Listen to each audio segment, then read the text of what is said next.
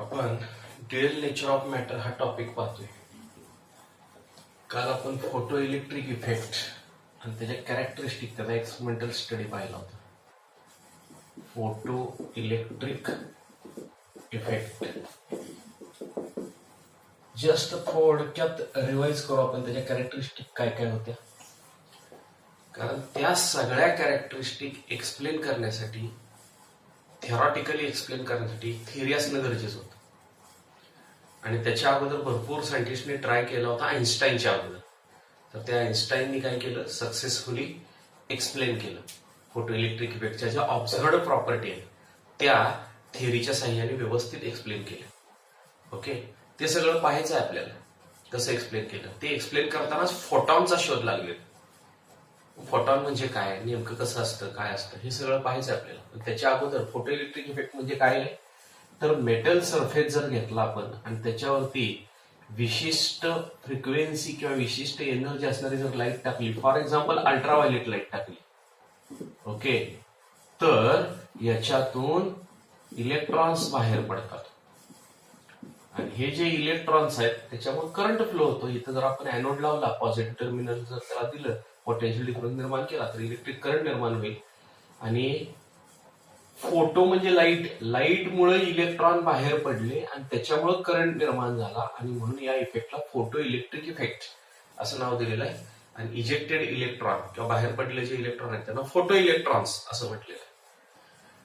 आता ह्याचा स्टडी करण्यासाठी एक इव्हॅक्युएटेड म्हणजे हवा काढून घेतलेलं असं एक ग्लास ट्यूब होती. इकडं आपण एनोड लावलेला होता. इथं ज्या मेटलचा आपल्याला फोटो इलेक्ट्रिक इफेक्ट स्टडी करायचा आहे त्याचा कॅथोड घ्यायचा. इथे एक विंडो होती, क्वार्ट्स विंडो, आणि त्याच्यातून आपण ह्याच्यावरती लाईट टाकत होतो. मग ह्याच्यातनं इलेक्ट्रॉन बाहेर पडत होते. आणि हे बाहेर पडणारे इलेक्ट्रॉन अर्थातच पॉझिटिव्ह प्लेट आहे त्याच्याकडे अट्रॅक्ट होत होते आणि त्यातनं करंट फ्लो होत होता. करंट आपण तो मायक्रो ॲमीटर लावला होता, इथं मायक्रो ॲमीटर, आणि त्याच्यातून मोजत होतो त्याच्या अक्रॉस किती पोटेन्शियल दिलंय ते पोटेन्शियल मोजत होतो. आणि त्याप्रमाणे रिव्हर्स्टॅट वगैरे ते सगळं होतं. ठीक आहे, मी आता रफ डायग्राम काढला, एक्सपेरिमेंटल अरेंजमेंट काढलेली नाहीये. तर आपल्याला सगळ्यात महत्वाचं म्हणजे काय आहे की ह्या सोर्स जो लाईटचा आहे त्या लाईटच्या सोर्सची इंटेन्सिटी आणि फ्रिक्वेन्सी पाहिजे तेवढी कमी जास्त करता येते असं मानलं. तर असं ऑब्झर्व झालं की याची येणाऱ्या लाईटची जी फ्रिक्वेन्सी आहे, न्यू अक्षराने दाखवतो, ती एका विशिष्ट फ्रिक्वेन्सीच्या वरती असेल किंवा तेवढी असेल किंवा विशिष्ट फ्रिक्वेन्सीच्या वरती असेल. त्या विशिष्ट फ्रिक्वेन्सीला थ्रेशोल्ड फ्रिक्वेन्सी म्हणायचं. तेवढी किंवा त्याच्यापेक्षा जादा असेल तरच तुम्हाला इथं फोटो इलेक्ट्रिक करंट दिसतो, नाहीतर दिसतच नाही. फोटो इलेक्ट्रिक करंट दिसत नाही याचा अर्थ यातनं फोटो इलेक्ट्रिक इमिशन होत नाही. जर ह्याच्यापेक्षा कमी फ्रिक्वेन्सी असेल तर इंटेन्सिटी तर किती पण वाढवा, जर फ्रिक्वेन्सी याच्यापेक्षा कमी असेल या थ्रेशोल्ड फ्रिक्वेन्सीपेक्षा, तर कितीही इंटेन्सिटी असली तर फोटो इलेक्ट्रिक करंट दिसत नाही. पण याची एवढी किंवा ह्याच्या वर जर फ्रिक्वेन्सी ठेवली तर इंटेन्सिटी किती पण कमी असू द्या फोटो इलेक्ट्रिक करंट दिसणार. आणि तिथनं पुढे इंटेन्सिटी वाढवली की फोटो इलेक्ट्रिक करंट वाढतो.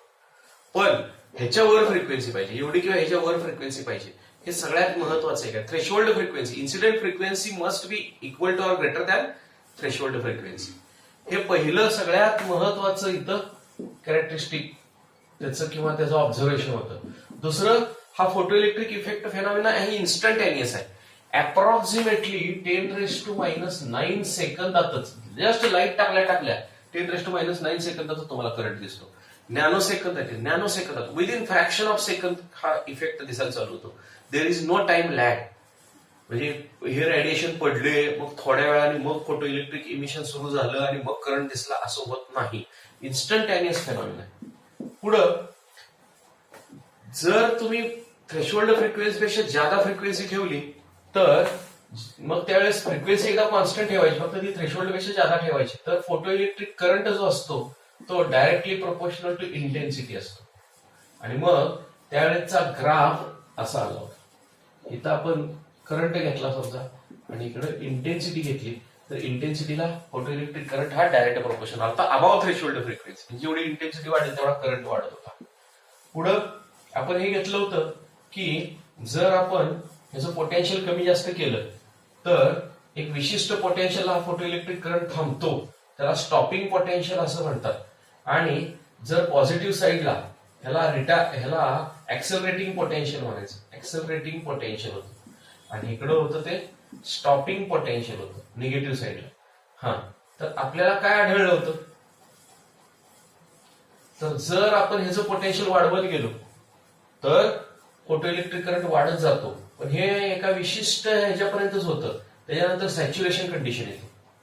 हा, त्याच्यानंतर सॅच्युरेशन कंडिशन आली होती आणि त्याच्यानंतर कितीही तुम्ही पोटेन्शियल इथलं वाढवा, ऍक्सेलरेटिंग पोटेन्शियल वाढवा, करंट वाढत नाही, सॅच्युरेट होतो. सॅच्युरेशन करंट असं म्हणायचं. ओके, पण तेच जर इथली इंटेन्सिटी वाढवली, ही लो इंटेन्सिटी, इथली इंटेन्सिटी वाढवली तर तुम्हाला सॅच्युरेशन करंट पण वाढलेला दिसतो, पण स्टॉपिंग पोटेन्शियल तेवढंच राहतं. हा लो इंटेन्सिटी आणि हा हाय इंटेन्सिटी, पण स्टॉपिंग पोटेन्शियल तेवढंच राहतं. ओके, तर हे सगळं आपल्याला दिसलं होतं. वेगवेगळी इंटेन्सिटी घेतली तर स्टॉपिंग पोटेन्शियल म्हणजे याचं जर निगेटिव्ह पोटेन्शियल केलं, रिटार्डिंग पोटेन्शियल, तर येणारे इलेक्ट्रॉन स्टॉप होतील ना, निगेटिव्ह रिपल्शन असल्यामुळे. पण ते जे स्टॉपिंग पोटेन्शियल आहे ते याच्या फ्रिक्वेन्सीवर अवलंबून आहे. इंटेन्सिटी किती जरी बदलली तरी स्टॉपिंग पोटेन्शियल तेवढंच राहतं. सॅच्युरेशन करंट बदलला पण स्टॉपिंग पोटेन्शियल तेवढंच राहिलं. त्याच्या उलट केलं आपण, तर यातच ते चौथं ऑब्झर्वेशन, पाचवं ऑब्झर्वेशन पण आलं. ओके, लो इंटेन्सिटीला सॅच्युरेशन करंट कमी आहे. पहिला काय म्हटलं आपण की जसं तुम्ही ऍक्सेलरेटिंग पोटेन्शियल वाढवाल तसं तुम्हाला फोटोइलेक्ट्रिक करंट वाढलेला दिसतो. पुढं हे झालं तिसरं. चौथं ऑब्झर्वेशन काय आहे की जर तुम्ही इंटेन्सिटी वाढवली तर सॅच्युरेशन करंट वाढतो. आणि पुढे पाचवं ऑब्झर्वेशन काय आहे, स्टॉपिंग पोटेन्शियल हे जे आहे ते येणाऱ्या लाईटच्या इंटेन्सिटीवर अवलंबूनच नाही, इन्सिडेंट लाईटच्या इंटेन्सिटीवर अवलंबून नाही. तुम्ही इंटेन्सिटी कितीही लो आणि कितीही हाय करा, स्टॉपिंग पोटेन्शियल तेवढंच असतं. तर थोडक्यात या ग्राफवर 3 ऑब्झर्वेशन आहेत. पुढं 6वं ऑब्झर्वेशन काय होतं बघा की जर तुम्ही येणाऱ्या लाईटची, इन्सिडेंट लाईटची फ्रिक्वेन्सी जर वाढवली तर मात्र स्टॉपिंग पोटेन्शियल वाढतं.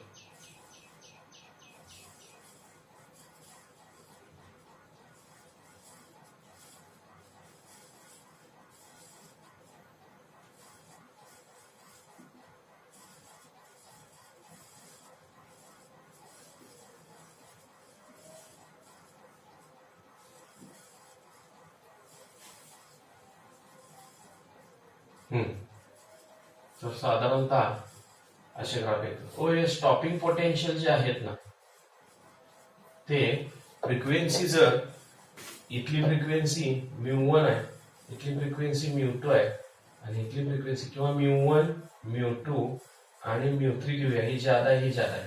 जेवढी तुम्ही इन्सिडेंट लाईटची फ्रिक्वेन्सी इन्क्रीज कराल तेवढं स्टॉपिंग पोटेन्शियल निगेटिव्हली इन्क्रीज होत जातं.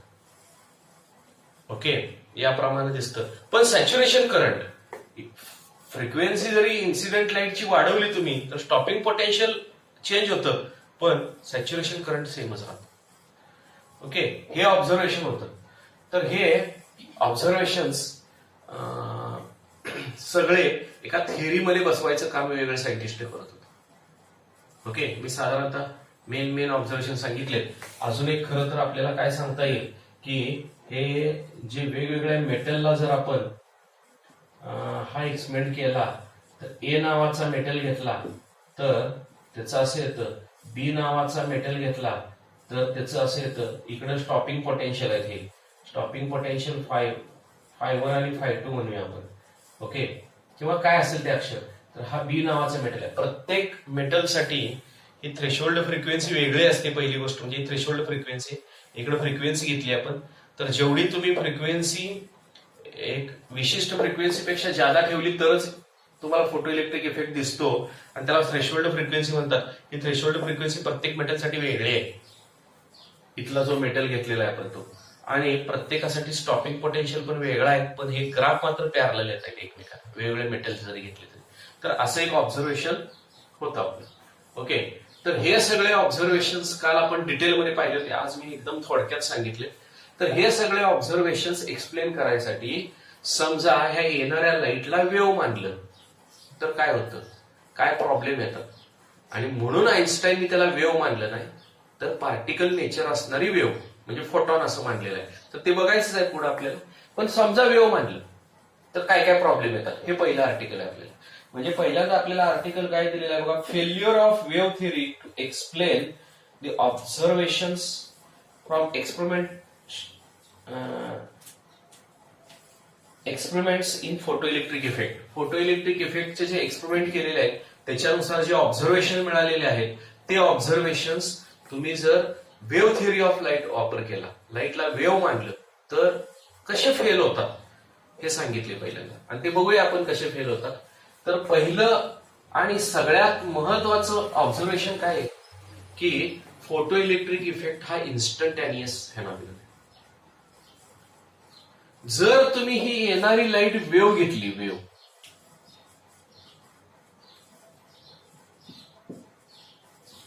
तर हा इफेक्ट इन्स्टंटॅनियस इफेक्ट नको आहे वेव्ह जर घेतली तर.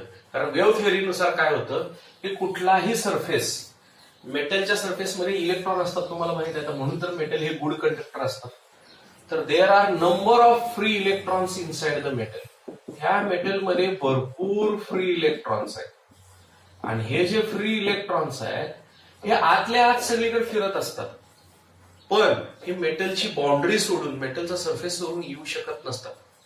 ओके, कारण एका विशिष्ट एनर्जीने ते बांधले गेलेले असतात. मग जर याच्यावर आपण लाईट टाकली, वेव्ह, लाईटच्या वेव्ह टाकल्या, तर हळूहळू हळू हे मेटल सरफेस काय करेल, ती एनर्जी साठवून घेत जाईल, साठवून घेत जाईल आणि त्याची एनर्जी वाढत वाढत वाढत वाढत जाईल. आणि ही एनर्जी ज्यावेळेस या इलेक्ट्रॉनला इजेक्ट करायला, या इलेक्ट्रॉनला नॉकआउट करायला, नॉकआउट म्हणजेच काढून घेणं, जर इलेक्ट्रॉनला नॉकआउट करायला पेक्षा जास्त एनर्जी जर ही झाली, हळूहळू स्टोअर होणार ती एनर्जी, जर वेव्ह मानलं तर बरं का. ओके, तर येणाऱ्या वेव्हची एनर्जी इथं साठली, ह्या मेटल सरफेसची एनर्जी वाढली, परत कंटिन्युअसली येते ही एनर्जी आणि कंटिन्युअसली हा सरफेस ऍब्सॉर्ब करतोय. आणि ज्या वेळेस ही एनर्जी ह्या इलेक्ट्रॉनला नॉकआउट करायच्या एनर्जीपेक्षा जादा होईल त्यावेळेस यातनं इलेक्ट्रॉन बाहेर पडायला सुरू होणार. पण यासाठी काहीतरी टाइम जातो ना, यासाठी काहीतरी टाइम जाणार आहे. आणि हा जर टाइम काढला, कॅल्क्युलेशन करून काढता येतो हा टाइम, तर हा जर टाइम काढला तर हा टाइम काही मिनिटापासून काही तासापर्यंत यायला पाहिजे. काही मिनिटांपासून काही सम मिनिट टू सम आवर्स ह्या इलेक्ट्रॉनला इजेक्शनला लागेल. पण प्रत्यक्ष प्रॅक्टिकल ऑब्झर्वेशन काय आहे, 10⁻⁹ सेकंदात सुरू होतो हा फोटो इलेक्ट्रिक करंट. म्हणजे विदिन फ्रॅक्शन ऑफ सेकंद ही घटना घडते. आणि प्रत्यक्ष जर वेव्ह मानलं तर ह्याला काही मिनिट ते काही तास लागणार. पुस्तकात एक गणित सोडून दिलं, याचा वेळ काढलेला आहे ह्याला वेव्ह मानून. त्याला किती आलाय माहिती आहे का, जवळजवळ अर्धा दिवस आलाय, जवळजवळ 12 तास आलेला यातनं इलेक्ट्रॉन इजेक्ट व्हायला, इतका वेळ लागेल असं कॅल्क्युलेशन करून काढलेलं आहे. म्हणून म्हटलं काही मिनिट ते काही तास लागतात. पण प्रत्यक्ष ऑब्झर्वेशन काय आहे, इन्स्टंटॅनियस फेनॉमिनन आहे. म्हणजे वेव्ह थिअरी इथं फेल गेली पहिल्यांदा. पुढं दुसरं, तर वेव्ह थिअरीनुसार ज्यावेळेस तुम्ही इंटेन्सिटी वाढवता येणाऱ्या लाईटची, इंटेन्सिटी वाढवता याचा अर्थ तुम्ही त्याची एनर्जी वाढवता. ओके, लाईटची इंटेन्सिटी वाढवता म्हणजे इंटेन्सिटी म्हणजे काय आहे definition, it is the amount of energy. Wave, light he wave आहे आणि एखाद्या वेव्हची इंटेन्सिटी म्हणजे काय आहे, तर amount of energy per unit area per unit time, amount of energy travelled per unit, amount of energy per unit area per unit time. एका unit एरियामध्ये एका युनिट टाइम मध्ये किती एनर्जी त्या वेव्हने कॅरी आउट केली त्यालाच इंटेन्सिटी म्हणतात. हे लक्षात घ्या, इंटेन्सिटीची डेफिनेशन आहे. ओके, मग तुम्ही ज्यावेळेस इंटेन्सिटी वाढवता लाईटची त्यावेळेस तुम्हाला एनर्जी पर युनिट एरिया वाढली पाहिजे. आणि मग एनर्जी जर वाढली तर तुमचा येणाऱ्या लाईटची फ्रिक्वेन्सी किती का असेना, येणाऱ्या लाईटची फ्रिक्वेन्सी किती का असेना, इंटेन्सिटी वाढवली की एनर्जी वाढते. आणि एनर्जी वाढली की सफिशियंट एनर्जी झाली की इलेक्ट्रॉन बाहेर पडायला पाहिजे. जेवढी एनर्जी वाढेल तेवढे जास्त इलेक्ट्रॉन बाहेर पडायला पाहिजेत आणि जास्त फोटो इलेक्ट्रिक करंट दिसायला पाहिजे.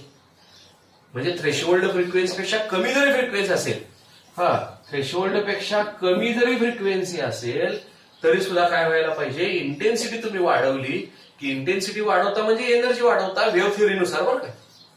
हा, आणि मग एनर्जी वाढली की इलेक्ट्रॉन बाहेर पडायलाच पाहिजे आणि तुम्हाला फोटो इलेक्ट्रिक करंट दिसायला पाहिजे. इनफॅक्ट जेवढी इंटेन्सिटी वाढवता, थ्रेशोल्ड फ्रिक्वेन्सी कमी फ्रिक्वेन्सी असली तरी जेवढी इंटेन्सिटी वाढवता तेवढे तुम्हाला फोटो इलेक्ट्रिक करंट वाढलेला दिसला पाहिजे. पण तसं होत नाही. ही विशिष्ट फ्रिक्वेन्सी असल्याशिवाय फोटो इलेक्ट्रॉन दिसतच नाही. किती पण इंटेन्सिटी वाढवा मग दिसतच नाही. मग इथं सुद्धा वेव्ह थिअरी फेल जाते. इथं सुद्धा वेव्ह थिअरी फेल गेलेली आहे. वेव्ह थिअरी का फेल गेलेली आहे त्याचं कारण आपण पाहायला लागलोय आणि म्हणून तर आइन्स्टाईननी पुढची थिअरी मांडलेली होती. ओके, पुढं प्रत्येक मेटलसाठी एक इलेक्ट्रॉन इजेक्ट करायसाठी एनर्जी ठरलेली असते की मिनिमम तेवढी एनर्जी त्याला द्यावीच लागते, त्याशिवाय तो इलेक्ट्रॉन इजेक्टच होत नाही. आणि त्याला म्हणतात photo electric work function. It is denoted by φ0. Minimum amount of energy that is required to knock out the electron from the metal surface is called as photoelectric work function किंवा नुसतं work function म्हणायचं तरी चालतंय त्याला. Work function, minimum amount of energy that is required to knock out the electron from the metal surface is called as work function. आणि हे जे work function आहे ती मिनिमम अमाउंट ऑफ एनर्जी आहे. कमीत कमी एवढी तुम्हाला एनर्जी द्यावी लागेल. एवढी एनर्जी दिली की ह्याच्यापेक्षा जास्त एनर्जी दिली तरच इलेक्ट्रॉन निघणार आहे. आणि वेव्ह थिअरीनुसार इंटेन्सिटी म्हणजे एनर्जी. मग इंटेन्सिटी वाढवता म्हणजे ह्याच्यापेक्षा जास्त एनर्जी तुम्ही करू शकता आणि मग त्यावेळेस इलेक्ट्रॉन निघला पाहिजे. वेव्ह थिअरीला फ्रिक्वेन्सी आणि एनर्जीचं काही रिलेशन नाही. फ्रिक्वेन्सीचा आणि एनर्जीचा काही संबंध नाही वेव्ह थिअरीनुसार. ओके, तुम्ही फ्रिक्वेन्सी वाढवली म्हणजे frequency of the wave not to do anything with the energy of the light, हे वेव्ह थिअरीनुसार, बरं का. आणि मग तुम्ही फ्रिक्वेन्सी वाढवल्यावरच इलेक्ट्रॉन निघला पाहिजे. फ्रिक्वेन्सी कमी ठेवली तर इलेक्ट्रॉन नॉकआउटच होणार नाही असं वेव्ह थिअरीनुसार नाही यायला पाहिजे. ओके, कारण का वेव्ह थिअरीनुसार एनर्जी म्हणजे इंटेन्सिटी, फ्रिक्वेन्सीशी रिलेशन नाहीये एनर्जीचं. पण प्रत्यक्ष तर काय दिसते आपल्याला, एक विशिष्ट फ्रिक्वेन्सीपेक्षा जादा फ्रिक्वेन्सी ठेवली तरच इलेक्ट्रॉन निघतो, नाही तर निघतच नाही. किती इंटेन्सिटी वाढवा म्हणजे किती येणाऱ्या वेव्ह थिअरीनुसार येणाऱ्या लाईटची इंटेन्सिटी वाढवता म्हणजे एनर्जी वाढवता. मग एनर्जी वाढवली की हे निघायला पाहिजे होता इलेक्ट्रॉन, पण निघत नाही. ओके, तर इथं सुद्धा ही वेव्ह थिअरी फेल जाते. बघा हे वेव्ह थिअरी का फेल जाते. पुढं हे ऑब्झर्वेशन आहे की स्टॉपिंग पोटेन्शियल जे आहे ती इंटेन्सिटी वाढवली तरी स्टॉपिंग पोटेन्शियल तेवढंच राहतं. ह्या इलेक्ट्रॉनला रिटार्ड करणारं जे पोटेन्शियल आहे ते तेवढंच राहतं. खरं तर वेव्ह थिअरीनुसार इंटेन्सिटी वाढवता म्हणजे येणाऱ्या वेव्हची एनर्जी, इन्सिडेंट लाईटची एनर्जी वाढते आणि इन्सिडेंट लाईटची एनर्जी वाढली की बाहेर पडणाऱ्या इलेक्ट्रॉनची एनर्जी वाढली पाहिजे. कायनेटिक एनर्जी त्याची वाढली पाहिजे. जर हे वाढवलं तर कायनेटिक एनर्जी वाढली पाहिजे आणि कायनेटिक एनर्जी जर वाढली तर त्याला स्टॉप करायला लागणार जे पोटेन्शियल आहे ते वाढलं पाहिजे. म्हणजे इंटेन्सिटी लो असताना स्टॉपिंग पोटेन्शियल कमी पाहिजे, इंटेन्सिटी हाय असताना स्टॉपिंग पोटेन्शियल निगेटिव्हली मोर पाहिजे. पण तुम्ही इथं पाहताय की इंटेन्सिटी किती जरी कमी जास्त केली तर स्टॉपिंग पोटेन्शियल तेवढंच राहते. म्हणजे इथं सुद्धा वेव्ह थिअरी फेल जाते. त्याच्या उलट जर तुम्ही येणाऱ्या लाईटची फ्रिक्वेन्सी वाढवली, इंटेन्सिटी तेवढीच ठेवली, पण फ्रिक्वेन्सी जर इन्क्रीज केली तर स्टॉपिंग पोटेन्शियल चेंज होत जाते, निगेटिव्हली इन्क्रीज होत जाते. पण मी मागाशी पासून 2-3दा सांगितलं की येणाऱ्या लाईटची जी एनर्जी आहे ती वेव्ह थिअरीनुसार फ्रिक्वेन्सीवर अवलंबून नाही तर ती इंटेन्सिटीवर अवलंबून आहे. मग इंटेन्सिटी वाढवल्यावर स्टॉपिंग पोटेन्शियल वाढायला पाहिजे होतं, पण प्रत्यक्ष फ्रिक्वेन्सी वाढवल्यावर ते स्टॉपिंग पोटेन्शियल निगेटिव्हली इन्क्रीज होत जाते. मग ह्याचं एक्सप्लेनेशन पण वेव्ह थिअरी देऊ शकत नाही. ओके, तर हे सगळे प्रॉब्लेम आहेत. वेव्ह थिअरी जर अप्लाय करायची म्हटली ह्या ऑब्झर्व्ड फॅक्टला तर हे सगळा स्टडी आइन्स्टाईननी केला की वेव्ह थिअरी अशा प्रकारे ह्या ऑब्झर्व्ड फॅक्टला फेल जाते. आणि म्हणून त्यांनी काय केलं, मॅक्स प्लँक या सायंटिस्टनी जी थिअरी मांडलेली होती, मॅक्स प्लँकनं जस्ट 1900 सालीच एक थिअरी मांडली होती आणि त्याला Planck's quantum theory, Planck's quantum theory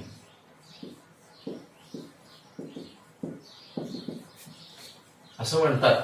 आणि प्लँक्स क्वांटम थिअरी काय आहे तर प्लँक या सायंटिस्टनी ब्लॅक बॉडी जी होती त्याच्या रेडिएशन, त्याच्यातून जे रेडिएशन बाहेर पडत असतात, आपल्याला रेडिएशन या चॅप्टर मध्ये झालेलं आहे. ओके, त्याचं एक्सप्लेनेशन देण्यासाठी प्लँकनी ही थिअरी मांडली होती. खरं तर ब्लॅक बॉडीचं रेडिएशन सुद्धा लो टेम्परेचर पासून हाय टेम्परेचर पर्यंत म्हणजे एंटायर रेंज ऑफ टेम्परेचरला ह्या ब्लॅक बॉडीचं रेडिएशन जे आहे ते एक्सप्लेन करताना नुसतं जर वेव्ह मानलं तरी एक्सप्लेन होत नव्हतं, नुसतं पार्टिकल मानलं तरी एक्सप्लेन होत नव्हतं. म्हणून मॅक्स प्लॅंक या सायंटिस्टनी काय मांडली थेरी की या ब्लॅक बॉडीतून जे रेडिएशन बाहेर पडतात ते कधीही असे कंटिन्युअस मॅनरनी बाहेर पडत नाहीत. अशी कंटिन्युअसली इलेक्ट्रोमॅग्नेटिक वेव्ह त्यातनं कधी बाहेर पडत नाही, तर ते डिस्क्रीट किंवा तुकड्याच्या स्वरूपात बंडलच्या स्वरूपात बाहेर पडते. असा एक तुकडा असतो, मग मध्ये गॅप असतो, परत असा एक तुकडा असतो, परत एक गॅप असतो. तर अशा तुकड्याच्या स्वरूपात बंडलच्या स्वरूपात असा एक एनर्जीचा गठ्ठा तयार झाला. हा एवढाच गठ्ठा तयार झाला, हा एवढाच गठ्ठा तयार झाला, हा एवढाच गठ्ठा तयार झाला. त्याला क्वांटा असं म्हणतात. एक पॅकेट किंवा बंडल किंवा गठ्ठा किंवा त्याला क्वांटा असं म्हणतात. असं क्वांटाच्या स्वरूपात एनर्जी बाहेर पडते, कंटिन्युअस मॅनरनी न बाहेर पडतात, तुकड्याच्या स्वरूपात म्हणजे डिस्क्रीट मॅनरनी बाहेर पडते. आणि हा जो एक बंडल आहे, एक पॅकेट आहे, ओके, तर ह्याचं काय झालेलं आहे, इकडची एनर्जी काढून घेतली, इकडची एनर्जी काढून घेतली आणि त्या इकडच्या एनर्जीचा एक गठ्ठा तयार झालाय. असा पॅकेट तयार झालाय. आणि अशी पॅकेटच्या स्वरूपात, गठ्ठ्याच्या स्वरूपात, बंडलच्या स्वरूपात, दॅट इज क्वांटाच्या स्वरूपात एनर्जी बाहेर पडते. अशा प्रकारची थेरी त्यानं मांडलेली होती आणि त्यानं black body radiation successfully explain केलं होतं. हे सगळं झालं होतं 1900 मध्ये. आणि मग आईन्स्टाईननी काय केलं, इन 1905 1905 मध्ये याच थेरीचा वापर करून फोटो इलेक्ट्रिक इफेक्टचे जे काही ऑब्झर्व्ड फॅक्ट्स आहेत त्या सगळ्या सक्सेसफुली एक्सप्लेन केले. आणि यासाठी 1921 मध्ये आईन्स्टाईनला नोबेल प्राइज मिळाला. ही थेरी सक्सेसफुली एक्सप्लेन करताना फोटॉनचा शोध लागला. फोटॉन म्हणजे काय, मग त्याच्या प्रॉपर्टी काय असतात ते सगळं पुढे आपल्याला येईल.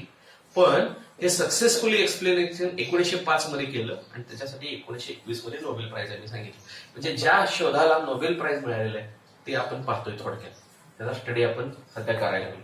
तर ही जी थेरी आहे क्वांटम प्लँकनी, ती फक्त ब्लॅक बॉडीच्या रेडिएशन विषयी मांडली होती. आईन्स्टाईननी काय केलं, ही थेरी सगळ्या प्रकारची जी इलेक्ट्रोमॅग्नेटिक रेडिएशन आहेत, गॅमा रेस पासून मायक्रोवेव्ह, रेडिओ वेव्ह पर्यंत, ओके, त्या सगळ्याला ही थेरी एक्सटेंड केली. सगळ्याच प्रकारच्या इलेक्ट्रोमॅग्नेटिक वेव्ह अशा बाहेर पडत असल्या पाहिजे. म्हणजे लाईक कसं की आपण पावसाचं चित्र काढताना सुद्धा हा ढग काढला तर ह्याच्यातनं अशी पावसाची धार लागली असं काढतो बरे, असं होत नाही. तर हे पावसाचं पाणी सुद्धा पडताना असं कंटिन्युअस पाणी पडत नसतं. तर आपण चित्र काढत असताना असा पाऊस काढतो, बरोबर आहे. याचा अर्थ काय झालाय की ही जी पाण्याची धार आहे त्यातनं इकडचे थोडंसं पाणी, वरचं थोडंसं पाणी एकत्र करून असा ड्रॉप तयार झालाय, म्हणजे गठ्ठा तयार झालाय. पुढे इकडचं थोडंसं पाणी घेऊन त्याचा एक गठ्ठा तयार झालाय, त्याचा एक गठ्ठा तयार झालाय. असे ठेम पाणीचे गठ्ठे तयार झालेत, बंडल तयार झालेत, पॅकेट तयार झालेत. म्हणजे शॉवर मधून पाणी कसं पडतं किंवा पावसाला पण शॉवर म्हणतात, ठीक आहे. तर कंटिन्युअस मॅनरनी कधी बाहेर पडत नाही शॉवर मधनं बाहेर पडणारं पाणी किंवा पावसाचं पाणी. तर असं बंडलच्या स्वरूपात, ड्रॉपच्या स्वरूपात गठ्ठे तयार झाले त्या पाण्याचे, ओके. तसंच एखाद्या लाईटच्या सोर्स मधनं, एखादा लाईटचा सोर्स आहे समजा, तर त्याच्यातनं लाईट अशी कधी कंटिन्युअस मॅनरनी बाहेर पडत नाही, तर ती पॅकेटच्या स्वरूपात, बंडलच्या स्वरूपात किंवा त्याला क्वांटा असं म्हणतात. असं लाईटचे छोटे पॅकेट्स तयार झालेले आहेत, बंडल तयार झालेले आहेत आणि अशा स्वरूपातच लाईट बाहेर पडते. It never emitted or absorbed in continuous manner. Continuous मॅनरनी कधी ऍब्सॉर्ब किंवा इमिट होत नाही, असे बंडलच्या स्वरूपात बाहेर पडते. पण हा जो एक बंडल असतो, पॅकेट असतो, एक क्वांटा असतो, त्याची जी एनर्जी आहे ते directly proportional to its frequency असते. आणि मग E इज इक्वल टू, इथं जर प्रोपोर्शनली कॉन्स्टंट काढला आपण तर इथं कॉन्स्टंट टाकला तर हा जो H आहे त्याला प्लँक्स कॉन्स्टंट म्हणतात, कारण मुळात प्लँकनी ती थेरी मांडली, ओके. आणि त्या कॉन्स्टंटला प्लँक्स कॉन्स्टंट असं म्हणतात. आणि हे जे रिलेशन आहे त्याला आईन्स्टाईन्स रिलेशन म्हणतात, कारण आईन्स्टाईनने हे काढलेलं रिलेशन, ओके. मग आता या इक्वेशनची जी लेफ्ट हँड साइड आहे ती एनर्जी आहे आणि एनर्जी ही पार्टिकलशी रिलेटेड असते. आणि ह्या राईट हँड साइडला फ्रिक्वेन्सी आहे जी वेव्हशी रिलेटेड आणि हे पार्टिकलशी रिलेटेड. म्हणजे पार्टिकल नेचर आणि वेव्ह नेचर यांचं कॉम्बिनेशन दाखवणारं, यांचं रिलेशन दाखवणारं हे इक्वेशन आहे. आइन्स्टाईन्स हे जे इक्वेशन आहे ना ते left hand side represent particle nature and right hand side represent wave nature, आणि ह्या दोघांचं रिलेशन पार्टिकल नेचर आणि वेव्ह नेचर सांगणार आहे हा फॉर्म्युला आहे. आणि याच्यानुसार एनर्जी रिलेटेड जे आहे एका फोटॉनची, जे लाईटचे जे पार्टिकल आहेत आता ते बंडल आहेत, एक पॅकेट आहे त्यालाच फोटॉन असं नाव दिलं परत आइन्स्टाईनने. तर एका फोटॉनशी रिलेटेड असणारी एनर्जी ही इंटेन्सिटीवर अवलंबून नसून कशावर अवलंबून आहे, फ्रिक्वेन्सीवर अवलंबून आहे. जेवढी फ्रिक्वेन्सी जादा तेवढी त्याची एनर्जी जादा, जेवढी फ्रिक्वेन्सी कमी तेवढी त्या फोटॉनची एनर्जी कमी. आणि हा जो एच आहे तो प्लँक्स कॉन्स्टंट आहे, त्याची किंमत साधारणतः 6.6 इंटू 10⁻34 जूल सेकंद असते रिलेटेड. ओके, साधारणतः ह्या प्लँक्स कॉन्स्टंटची व्हॅल्यू एवढी असते. अगदी करेक्ट सांगायचं म्हटलं तर 6.626 इंटू 10⁻34 जूल सेकंद अशी किंमत असते. पण सगळ्यात महत्वाचं म्हणजे पार्टिकल नेचर आणि वेव्ह नेचर यांचं रिलेशन दाखवणारा हा फॉर्म्युला आहे. आणि याच्यानुसार ज्या ऑब्झर्व्ड फॅक्ट्स आहेत फोटो इलेक्ट्रिक इफेक्टच्या त्या सगळ्या सक्सेसफुली एक्सप्लेन केल्या आइन्स्टाईनने, आणि तेच आपल्याला पाहायचं आहे आता आइन्स्टाईननी कसं काय ते सगळं एक्सप्लेन केलं. तर आइन्स्टाईन्स पॉस्युलेट्स, पुढचं आर्टिकल काय बघा या आर्टिकलचं, आइन्स्टाईन्स पॉस्युलेट, पॉस्युलेट म्हणजेच गृहीतक. Okay, Einstein's postulate of quantization of energy, of quantization, quantization म्हणजे सांगितलं मी बंडल तयार होणे, पॅकेट तयार होणे, quantization of energy, quantization of energy and the photoelectric equation, and the photoelectric equation.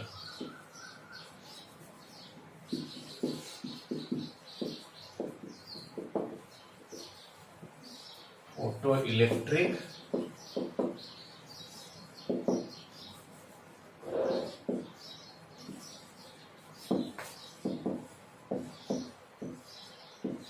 Equation. Okay, तर आता सांगितलं मी तुम्हाला आइन्स्टाईनचं पॉस्युलेट काय आहे, की त्याने काय सांगितलं की जे मॅक्स प्लँक या सायंटिस्टनी फक्त ब्लॅक बॉडीच्या रेडिएशन विषयी ती क्वांटायझेशनची थिअरी मांडली होती, क्वांटम थिअरी मांडली होती, तीच त्यानं सगळ्या प्रकारच्या लाईटला एक्सटेंड केली. सगळ्या प्रकारची लाईटच ट्रॅव्हल होत असताना अशी बंडलच्या स्वरूपात, पॅकेटच्या स्वरूपात ही ट्रॅव्हल होत असते किंवा इमिट होत असते आणि ऍब्सॉर्ब होत असते किंवा इमिट होत असते. आणि ह्या एका पॅकेटशी रिलेटेड असणारी एनर्जी असते ती E is equal to h nu असते. तर हे पॉस्युलेट आहे आइन्स्टाईनचं, क्वांटायझेशन, गठ्ठा तयार झालेला आहे, थोडक्यात पॅकेट तयार झालेलं आहे हे. आणि मग हे रिलेशन त्यानं कसं वापरलं आणि ह्याच्या साह्याने ह्या सगळ्या ज्या ऑब्झर्व्ड फॅक्ट्स आहेत फोटो इलेक्ट्रिक इफेक्टच्या त्या कशा एक्सप्लेन केल्या हे पाहायचं आहे आपल्याला. आता क्लिअरली इथं बघा, पहिलं की फोटो इलेक्ट्रिक इमिशन कधी इमिट होते की विशिष्ट एनर्जी, विशिष्ट फ्रिक्वेन्सीपेक्षा जादा फ्रिक्वेन्सी असेल तर आणि तरच. मग आइन्स्टाईनच्या थिअरीनुसार एनर्जी, येणाऱ्या इन्सिडेंट लाईटची एनर्जी ही फ्रिक्वेन्सीला डायरेक्ट प्रोपोर्शन आहे. फ्रिक्वेन्सी वाढवली की एनर्जी वाढते, फ्रिक्वेन्सी कमी केली की एनर्जी कमी होते. मग इंटेन्सिटीची काहीच देणं घेणं नाहीये. हा बरं, आइन्स्टाईनच्या थिअरीनुसार इंटेन्सिटी वाढते म्हणजे काय होतं, तर लाईटची इंटेन्सिटी वाढवता म्हणजे तुम्ही फोटॉनची संख्या वाढवता. पहा, वेव्ह थिअरीनुसार इंटेन्सिटी वाढवता म्हणजे काय होतं की एनर्जी वाढवता. ओके, पण आइन्स्टाईनच्या थिअरीनुसार तुम्ही इंटेन्सिटी वाढवता म्हणजे काय करता, तर फोटॉन, समजा एका सेकंदाला 100 फोटॉन बाहेर पडायला लागले तर तुम्ही इंटेन्सिटी वाढवता, याचा अर्थ एका सेकंदाला 150 फोटॉन बाहेर पडायला लागले. अजून इंटेन्सिटी वाढवता याचा अर्थ एका सेकंदाला 200, 250, 300, 1000, 2000, 4000, 5000. तुम्ही जेवढी इंटेन्सिटी वाढवाल तेवढी फोटॉनची संख्या वाढते, प्रत्येक फोटॉनची एनर्जी वाढत नाही. जोपर्यंत तुम्ही फ्रिक्वेन्सी फिक्स ठेवताय तोपर्यंत त्याची एनर्जी फिक्स आहे. हा, नंबर ऑफ फोटॉन्स वाढवताय तुम्ही. इंटेन्सिटी वाढवताय म्हणजे काय करताय, नंबर ऑफ फोटॉन्स वाढवताय. ओके, तर फ्रिक्वेन्सी वाढवली तरच त्या फोटॉनची एनर्जी वाढेल, नाही तर नाही वाढणार. आणि मग पहिलं ऑब्झर्वेशन काय आहे बघा जरा, की तुम्ही फ्रिक्वेन्सी एक विशिष्ट फ्रिक्वेन्सीपेक्षा कमी ठेवली फ्रिक्वेन्सी या थ्रेशोल्ड फ्रिक्वेन्सीपेक्षा कमी ठेवली आणि इंटेन्सिटी किती जरी वाढवली तर तुम्हाला फोटो इलेक्ट्रिक इफेक्ट दिसणार नाही. हे पहिलं ऑब्झर्वेशन होतं. तुम्हाला फ्रिक्वेन्सी एका विशिष्ट फ्रिक्वेन्सीपेक्षा जादाच ठेवावं लागेल.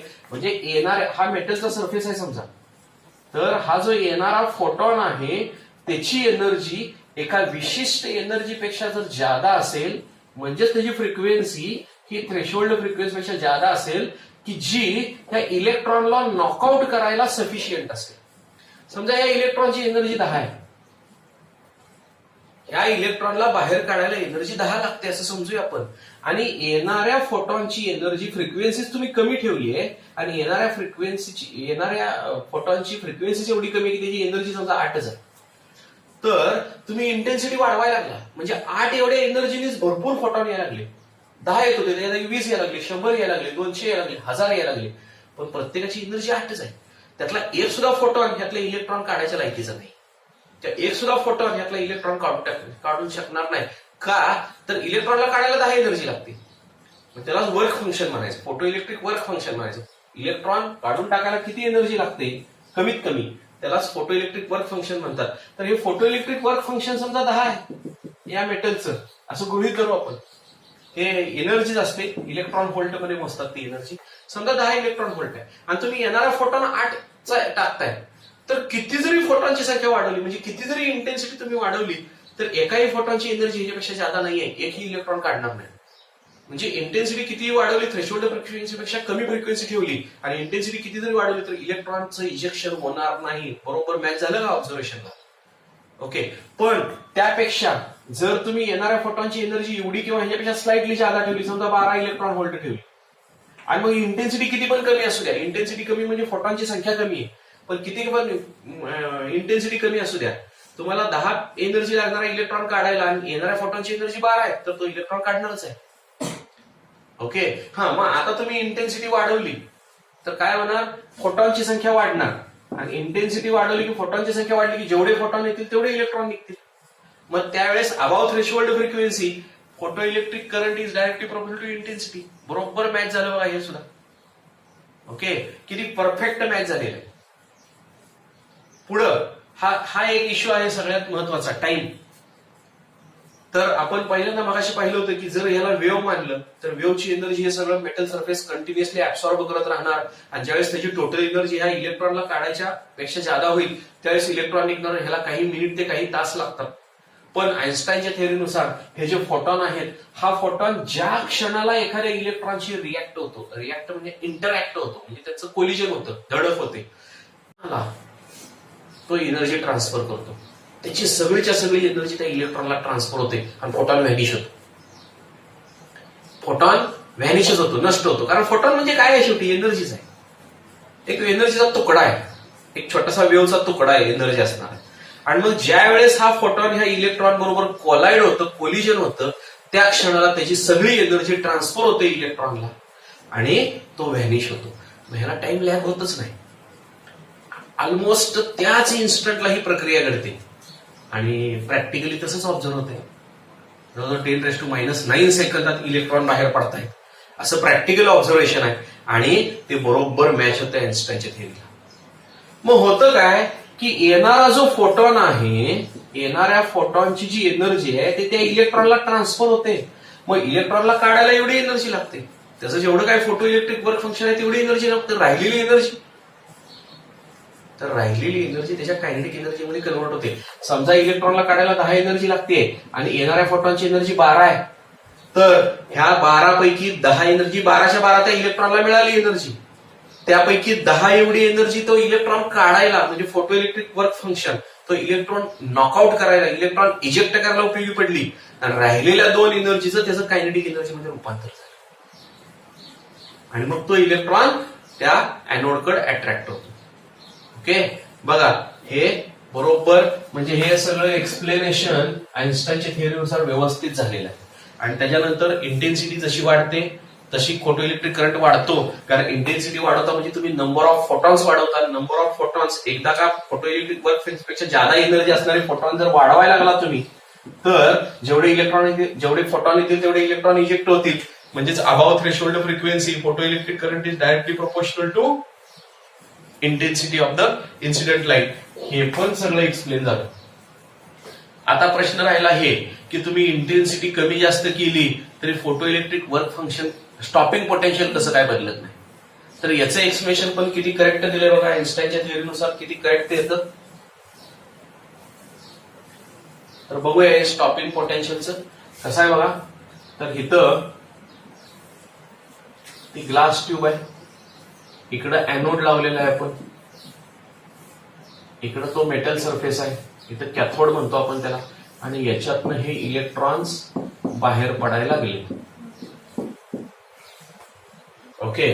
आणि इथं ही विंडो आहे, क्वार्ट्स विंडो असते, येणारे लाईटची फोटॉन आहेत ह्याच्यावर येणारे. ओके. हा, आता काय होतंय बघा. पहिली गोष्ट म्हणजे वेगवेगळे इलेक्ट्रॉन वेगवेगळ्या कायनेटिक एनर्जीने बाहेर का पडतात, हे कशावर काढलं. वेगवेगळ्या इलेक्ट्रॉनची कायनेटिक एनर्जी वेगळी असते. तर कसं आहे बघा, तुम्ही ज्यावेळेस ह्याचं पोटेन्शियल कमी कमी कमी करत आणलं, +3 आहे, +2 केलं, +1 केलं, 0 केलं, तरी सुद्धा जसं ह्याचं पोटेन्शियल कमी कमी कमी कराल तसं इथं फोटो इलेक्ट्रिक करंट कमी होतो.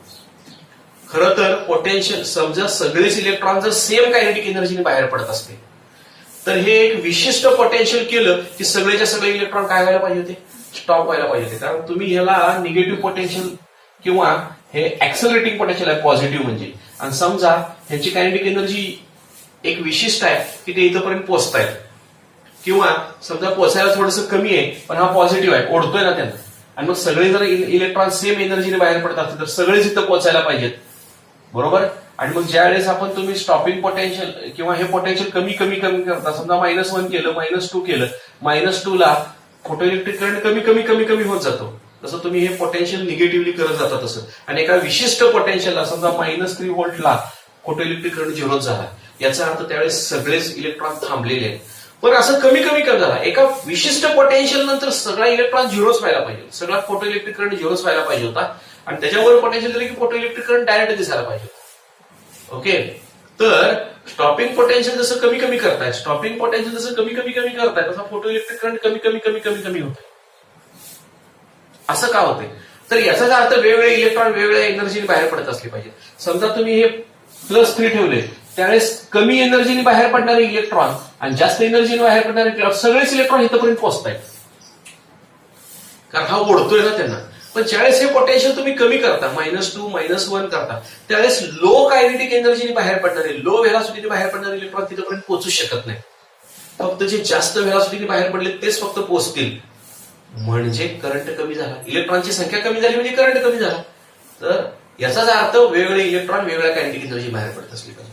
बरं, समजा 0 केलं तरी सुद्धा करंट दिसतोय, याचा अर्थ बघा की 0 पोटेन्शियल केलं तरी सुद्धा करंट दिसतोय तुम्हाला. याचा अर्थ जे मॅक्झिमम कायनेटिक एनर्जी बाहेर पडणारे इलेक्ट्रॉन आहेत ते जरी याचं पोटेन्शियल 0 असलं तरी तिथपर्यंत पोहोचतायत, आणि म्हणून तुम्हाला करंट दिसतोय. मग निगेटिव्ह केलं तरी सुद्धा काही फोटो इलेक्ट्रिक करंट दिसतोय, याचा अर्थ अजून जास्त एनर्जीने बाहेर पडणारे जे इलेक्ट्रॉन आहेत ते पण फक्त पोहोचतायत, बाकीचे मध्येच कुठतर थांबतील. ओके. कारण ते त्याला रिटार्ड करते. मग त्या रिटार्डिंग पोटेन्शियलवर मात करायला जेवढी एनर्जी आहे, ज्यांच्याकडे एनर्जी आहे तेच फक्त तिथपर्यंत पोहोचू शकतील, बाकी तिकडेच थांबतील. ओके. आणि मग एक वेळ अशी येते की स्टॉपिंग पोटेन्शियल समजा तुम्ही -3 केलं तर फोटो इलेक्ट्रिक करंट 0 झाला समजा, तर त्यालाच आपण स्टॉपिंग पोटेन्शियल म्हणणार आहे. म्हणजे याचा अर्थ एकही इलेक्ट्रॉन तिथपर्यंत पोहोचत नाही. म्हणजे याचा अर्थ एवढं पोटेन्शियल दिल्यानंतर त्या इलेक्ट्रॉनला स्टॉप करायला, जो जास्तीत जास्त कायनेटिक एनर्जी बाहेर पडणारा इलेक्ट्रॉन आहे त्या इलेक्ट्रॉनला स्टॉप करायला हे सफिशियंट आहे पोटेन्शियल. आणि मग त्या इलेक्ट्रॉनची एनर्जी आणि ह्याची एनर्जी सेम झाली असली पाहिजे, म्हणजे कायनेटिक एनर्जी मॅक्स म्हणजे मॅक्झिमम कायनेटिक एनर्जी किती असली पाहिजे, तर इलेक्ट्रॉनवरचा चार्ज E मानला आणि स्टॉपिंग पोटेन्शियल जर V0 मानलं मी, तर पोटेन्शियल आणि चार्ज यांचा गुणाकार म्हणजे एनर्जी असते. कारण इलेक्ट्रिक पोटेन्शियल म्हणजे काय आहे बघा, डेफिनेशन 9वी 10वी 11वी झालेली. हा, इलेक्ट्रिक पोटेन्शियल म्हणजे काय आहे तर it is the energy per unit charge असते. हा, एनर्जी पर युनिट चार्ज म्हणजे इलेक्ट्रिक पोटेन्शियल असतं, आणि मग चार्ज आणि पोटेन्शियल यांचा गुणाकार केला की एनर्जी येते.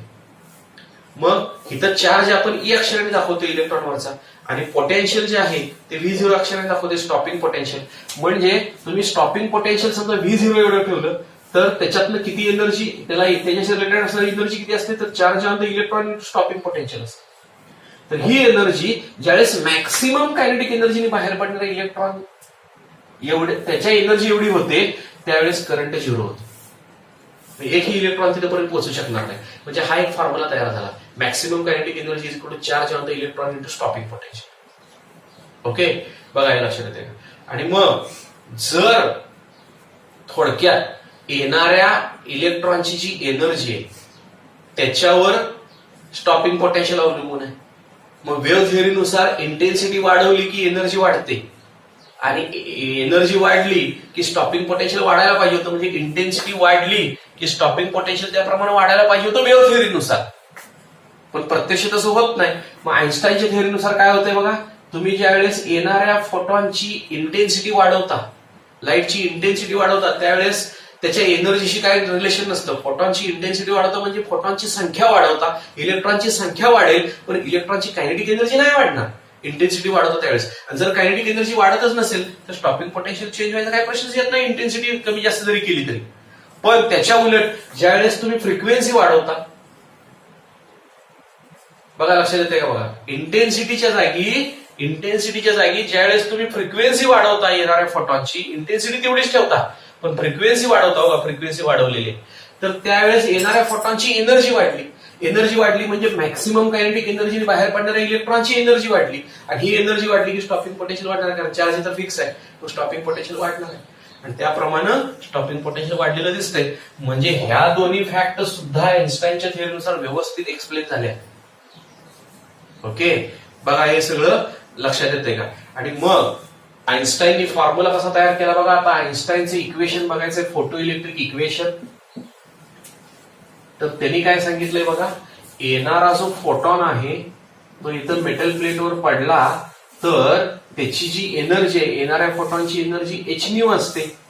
ओके, ती एनर्जी, पहिली गोष्ट म्हणजे हा इलेक्ट्रॉन काढून टाकायसाठी लागणारी एनर्जी म्हणजेच φ0, त्याला फोटो इलेक्ट्रिक वर्क फंक्शन म्हणतात, त्याला उपयोगी पडली जाते पहिली गोष्ट म्हणजे. आणि राहिलेली जी एनर्जी आहे ती त्याच्या कायनेटिक एनर्जी मध्ये कन्वर्ट होते,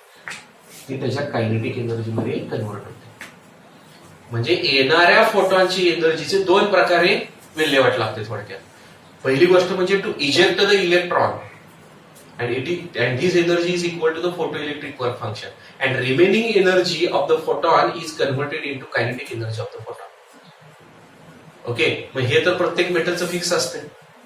मग जेवढी येणाऱ्या फोटॉनची फ्रिक्वेन्सी वाढवाल तेवढा त्याची कायनेटिक एनर्जी वाढेल, आणि कायनेटिक एनर्जी वाढली की त्याला स्टॉपिंग पोटेन्शियल जास्त द्यावं लागेल. इन्सिडेंट फोटॉनची फ्रिक्वेन्सी जेवढी ज्यादा तेवढं स्टॉपिंग पोटेन्शियल निगेटिव्हली ज्यादा.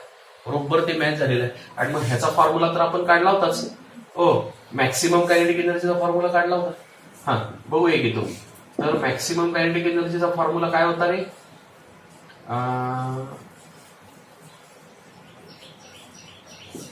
EV0 plus φ0. ओके, याप्रमाणे हा फॉर्म्युला होता. हा मॅक्सिमम कायनेटिक एनर्जीचा फॉर्म्युला आहे. ह्यात फोटो इलेक्ट्रिक हे चार्ज ऑन द इलेक्ट्रॉन आहे, स्टॉपिंग पोटेन्शियल आहे, हे काय आहे फोटो इलेक्ट्रिक वर्क फंक्शन आहे, आणि ही येणाऱ्या फोटॉनची एनर्जी. ओके, आता बघा हे येणाऱ्या फोटॉनची एनर्जी आहे ना ती hν असते, आणि त्याच रूपांतर मी तुम्हाला काय सांगितलं कायनेटिक एनर्जी मध्ये होतं. पण समजा येणाऱ्या फोटॉनची जी एनर्जी आहे ती जस्ट त्याचा इलेक्ट्रॉन इजेक्ट करायला जेवढी एनर्जी लागते तेवढीच आहे. समजा जस्ट इलेक्ट्रॉन इजेक्ट करायला समजा 10 एनर्जी लागते, येणाऱ्या फोटॉनची एनर्जी पण 10च आहे, तर त्यावेळेस कायनेटिक एनर्जी किती असेल, 0 असेल. ओके, तर त्यावेळेस कायनेटिक एनर्जी 0 असेल. म्हणजे ज्यावेळेस कायनेटिक एनर्जी 0 असेल ना त्यावेळेस येणाऱ्या फोटॉनची एनर्जी ही फोटो इलेक्ट्रिक वर्क फंक्शन एवढी असेल, आणि त्यावेळेच्या फ्रिक्वेन्सीलाच थ्रेशोल्ड फ्रिक्वेन्सी म्हणतात. त्यावेळेच्या फ्रिक्वेन्सीलाच काय म्हणायचं आहे, थ्रेशोल्ड फ्रिक्वेन्सी म्हणायचं आहे. पण त्याच्यापेक्षा जर जास्त फ्रिक्वेन्सी ठेवली तर मग काहीतरी कायनेटिक एनर्जी येईल, आणि मग फोटो इलेक्ट्रिक इमिशन भरपूर प्रमाणात होईल. ओके, मग ही जी किंमत आहे आता φ0 ची hν0, ही किंमत इथं टाकूया. ही किंमत जर इथं टाकली तर येणाऱ्या फोटॉनची एनर्जी एच न्यू आहे, ती काय काय येईल बघा. Maximum kinetic energy EV zero plus ह्याची एच न्यू झिरो. फाय झिरोची किंमत एच न्यू झिरो आली. थ्रेशोल्ड फ्रिक्वेन्सी आहे, ही येणाऱ्या फोटॉनची फ्रिक्वेन्सी आहे. प्लँक्स कॉन्स्टंट आहे आणि हे चार्ज ऑन द इलेक्ट्रॉन आणि स्टॉपिंग पोटेन्शियल. तर याला म्हणतात आइन्स्टाईन्स फोटोइलेक्ट्रिक इक्वेशन. आइन्स्टाईन्स फोटोइलेक्ट्रिक इक्वेशन आहे आणि या इक्वेशन वरनं सगळे तुम्हाला जे काय प्रॉपर्टी आहेत त्या सगळ्या तिथं एक्सप्लेन होतात. बघूया आपण. तर इथं फ्रिक्वेन्सीची किंमत मला आता व्हेलॉसिटी ऑफ लाईट मध्ये टाकायची आहे. Just wait. स्टॉपिंग पोटेन्शियलचा फॉर्म्युला याच्यावरून काढायचा आपल्याला. पहा, स्टॉपिंग पोटेन्शियलचा फॉर्म्युला काय येईल, हा इकडे येईल. तर H nu minus H nu zero किंवा तुम्ही फायच्या स्वरूपात पण लिहू शकता. हाच फॉर्म्युला कंटिन्यू करूया आपण. बघा, हाच फॉर्म्युला फायच्या स्वरूपातून असू द्या. H nu is equal to kinetic energy म्हणजे EV झिरो आहे प्लस फाय झिरो. हा फाय झिरो इकडे घेतो मी. therefore h nu minus phi zero is equal to EV zero. ही बाजू इकडे लिहितो आता मी. EV zero is equal to h nu minus phi zero. पुढं मला स्टॉपिंग पोटेन्शियलचा फॉर्म्युला पाहिजे. E ने डिवाइड केलं सगळ्याला, E ला E गेला. इथं h nu zero upon E आलं मायनस इथं फाय झिरो अपॉन E आलं. ओके, E ने सगळ्याला डिवाइड करून हा फॉर्म्युला आपण काढलेला आहे. पुढं हाच फॉर्म्युला मी असा लिहिणार आहे की V zero is equal to H upon E एका ब्रॅकेट मध्ये टाकतो. हा न्यू आहे minus phi zero upon E. आता या फॉर्म्युल्यानुसार बघा बाकीचे पुढचे ज्या ऑब्झर्व्ड प्रॉपर्टी आहेत ते एक्सप्लेन होतात.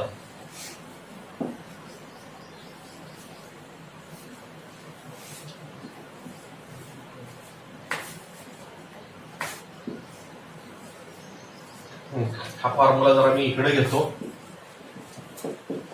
स्टॉपिंग पोटेन्शियल आहे V zero is equal to H upon E nu minus phi zero upon E. हे equation just Y is equal to mx plus या इक्वेशन सारखं आहे. याचा अर्थ जर तुम्ही स्टॉपिंग पोटेन्शियल Y ऍक्सिस वर घेतलं आणि न्यू म्हणजे येणाऱ्या लाईटची फ्रिक्वेन्सी जी आहे, इन्सिडेंट लाईटची फ्रिक्वेन्सी जी आहे ती एक्स ऍक्सिस वर घेतली तर हा ग्राफ काय यायला पाहिजे, स्ट्रेट लाईन यायला पाहिजे. म्हणजे कसा बघा,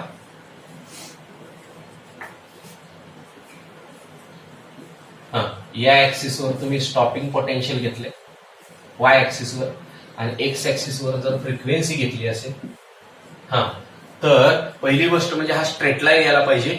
बर, एक्सचा जो कोएफिशियंट असतो तो म्हणजे स्लोप असतो, स्लोप H अपॉन E यायला पाहिजे आणि हा जो स्लोप आहे तो पॉझिटिव्ह आहे. बरं, पॉझिटिव्ह स्लोप आहे म्हणजे एक्स ऍक्सिस बरोबर लघुकोन असतो आणि शिवाय हा C म्हणजे काय असतो रे, वाय इंटरसेप्ट असतो. वाय इंटरसेप्ट याचा अर्थ वाय ऍक्सिसला ती लाईन कुठं छेदते, काय आले बघा, हे निगेटिव्ह आले म्हणजे वाय ऍक्सिसला ती लाईन निगेटिव्हला, वाय ऍक्सिसचा निगेटिव्ह इकडे असतो, इकडं इंटरसेक्ट करत असली पाहिजे. म्हणजे हे बघा, हे हा वाय इंटरसेप्ट आहे याचा अर्थ five zero upon E, five zero upon E हे. ओके, आणि ते मायनसच आहे अर्थात. समजा हा A नावाचा मेटल आहे. बर, समजा ही लाईन एक्स ऍक्सिसला कुठं छेदते हे काढायचं असेल, एक्स ऍक्सिस वर म्यू आहे कुठं छेदते हे काढायचं असेल तर वायची किंमत 0 टाकायला लागते, म्हणजे ही किंमत 0 टाकावी लागेल. ओके, मग न्यूची किंमत त्याच्यावर येते आणि ही जी येते ती त्याची थ्रेशोल्ड फ्रिक्वेन्सी येते, न्यू झिरो म्हणतो आपण त्याला. ओके, त्याची थ्रेशोल्ड फ्रिक्वेन्सी येते. तर बरोबर हे ग्राफ पण प्रॅक्टिकली असाच आला होता आणि आइन्स्टाईन्स इक्वेशन नुसार हा स्ट्रेट लाईन्स यायला हवा. पण आता कसं आहे बघा, समजा दुसरा मेटल मी घेतला तर दुसऱ्या मेटलचा जर ग्राफ काढला तर तो ग्राफ एक्झॅक्टली याला पॅरलल येतो, पण हा वेगळ्या ठिकाणी इंटरसेप्ट असतो त्याचा, असं येतं. असं का होतं, तर हे पण एक्सप्लेनेशन आइन्स्टाईनच्या थिअरीनुसार करेक्ट कळलंय बघा. तर बघा, हाच फॉर्म्युला जर दुसऱ्या मेटलसाठी वापरला तर मला सांगा या लाईनचा जो स्लोप आहे तो काय आहे जरा बघा रे. एच अपॉन ई आहे. एच म्हणजे प्लँक्स कॉन्स्टंट आहे. ई म्हणजे चार्ज ऑन द इलेक्ट्रॉन आहे. ह्या दोन्ही क्वांटिटी फिक्स आहेत. मग तुम्ही मेटल बदलला तर काय बदलतं? फोटो इलेक्ट्रिक वर्क फंक्शन बदलतं. वेगळ्या मेटलचं वेगळं असतं. पण स्लोप बदलायचं काही कारण आहे का?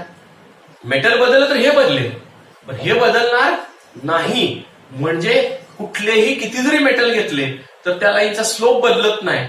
म्हणजे याचा अर्थ त्या लाईन पॅरलल आल्या पाहिजे. स्लोप इक्वल आहे याचा अर्थ पॅरलल आल्या पाहिजे. तर प्रॅक्टिकली ह्या लाईन पॅरललच येतात. पण फोटो इलेक्ट्रिक वर्क फंक्शन प्रत्येकाचं वेगळं आहे. म्हणजे φ0 ची किंमत प्रत्येक मेटलची वेगळी आहे. प्रत्येक मेटलचं नेचर कसं आहे त्याच्यावर अवलंबून आहे. आणि म्हणजे वाय इंटरसेप्ट प्रत्येकाचा वेगळा आला पाहिजे. लाईनचा स्लोप सेम आला पाहिजे पण वाय इंटरसेप्ट वेगळा आला पाहिजे. स्लोप सेम आलाय म्हणजे पॅरलल आहे आणि वाय इंटरसेप्ट वेगळा आलेला आहे प्रत्येकाचा. ओके, बरोबर सगळं आइन्स्टाईनच्या इक्वेशन नुसार ते मॅच होतं. बघा हे लक्षात येते का?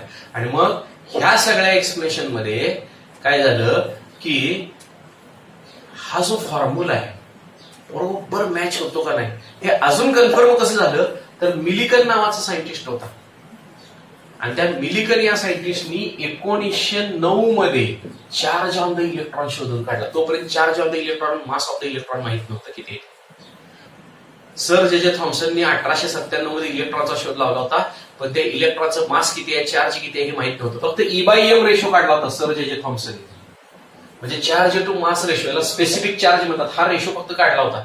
पण ह्या दोन्हीपैकी जोपर्यंत एक कुठली तर गोष्ट काढत नाही तोपर्यंत दोन्ही गोष्टीची पर्टिक्युलर व्हॅल्यू कळत नाही. ते काम मिलिकन या सायंटिस्टनी 1909 मध्ये केलं. त्यानं चार्ज ऑन द इलेक्ट्रॉन शोधून काढला. मग तो चार्ज इथं टाकला की मास पण आला. मग इलेक्ट्रॉनचं मास आणि चार्ज आला. आपल्याला इथं चार्ज महत्वाचं आहे. ती चार्जची किंमत इथं टाकली.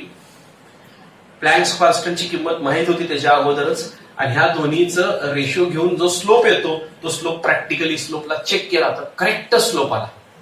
प्रॅक्टिकल रिझल्ट प्रॅक्टिकली काढून एक्सपेरिमेंट करून जो स्लोप काढलेला आहे तो स्लोप आणि एच आणि ई ची किंमत मिलिकननी काढल्यामुळं आणि एच ची किंमत अगोदर माहितीच होती. ओके, ती प्लँक्सनीच काढली होती. तर या दोघांचा रेशो म्हणजे स्लोप होतो तो बरोबर थेरॉटिकली प्रॅक्टिकली मॅच झालं. म्हणजे आइन्स्टाईनची थिअरी अजून कन्फर्म झाली.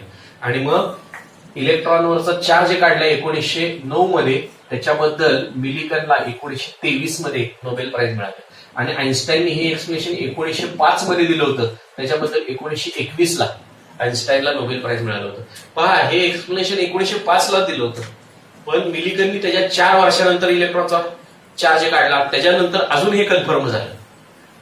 ओके, तर हे सगळे याप्रमाणे फोटॉनचा शोध लागलेला आहे हे लक्षात घ्या. बघा, म्हणजे जे लाईटचे छोटे छोटे बंडल किंवा पॅकेटच्या स्वरूपात लाईट बाहेर पडते किंवा ऍब्सॉर्ब होते ना त्यालाच फोटॉन असं म्हटलेलं आहे. त्यालाच आइन्स्टाईननी फोटॉन असं नाव दिलं आहे. म्हणजे लाईटचा पार्टिकल थोडक्यात फोटॉन आहे. ज्याला फ्रिक्वेन्सी पण आहे, ज्याला वेव्हलेंथ आहे, ज्याला व्हेलॉसिटी आहे आणि ज्याला एनर्जी पण आहे. ओके, आणि त्यालाच मग आपण काय म्हणणार आहोत की फोटॉन. म्हणजे लाईटचा पार्टिकलच पण ज्याला फ्रिक्वेन्सी, वेव्हलेंथ, व्हेलॉसिटी, एनर्जी या सगळ्या गोष्टी आहेत. म्हणजेच तो ड्युएल नेचर आहे, पार्टिकल ऍज वेल ऍज. कारण छोटासा बंडल आहे, पॅकेट आहे, म्हणजे तो पार्टिकल सारखा पण वागतो आणि वेव्ह सारखा पण वागतो. आणि मग असं ड्युएल नेचर जे आहे ना लाईटचं त्यालाच फोटॉन असं म्हणतात, फोटॉन. तर अशा प्रकारे आइन्स्टाईननी फोटो इलेक्ट्रिक इफेक्टचं एक्सप्लेनेशन देताना फोटॉनचा शोध लागलेला. बघा, हे सगळं लक्षात येतंय का? आणि मग त्याच्यानंतर खरं तर तुमच्या पुस्तकात ऑब्झर्वेशन्स, लाईटच्या ज्या काही वेगवेगळ्या प्रॉपर्टी आहेत त्याचे ऑब्झर्व्ड फॅक्ट काय आहेत आणि मग वेव्ह थेअरीच्या साहाय्याने कसं एक्सप्लेन करता येतं आणि फोटॉन पिक्चर जे आहे आता लाईटचं त्याच्या साहाय्याने कसं एक्सप्लेनेशन देता येतं ह्याचा एक चार्ट दिलेला आहे. तो चार्ट तुमच्या सिलेबस पुरता काढून टाकला. ओके, तरी पण आपण ते डिस्कस करू फार तर पुढच्या तासात.